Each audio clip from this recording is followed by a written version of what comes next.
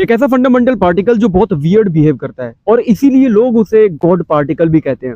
आओ बताता हूँ क्यों। सबसे पहली बात तो इस गॉड पार्टिकल का एक्चुअल नेम होता है हिग्स बोसॉन, जो कि हिग्स फील्ड बनाता है।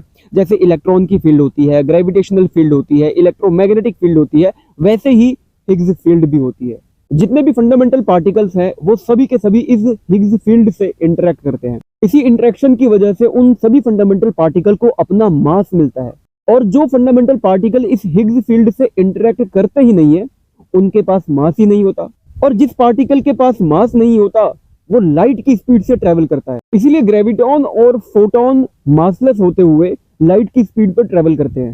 हिग्स बोसॉन को डिटेक्ट करना भी लगभग इम्पॉसिबल है, क्योंकि ये बहुत ही ज्यादा अनस्टेबल पार्टिकल है।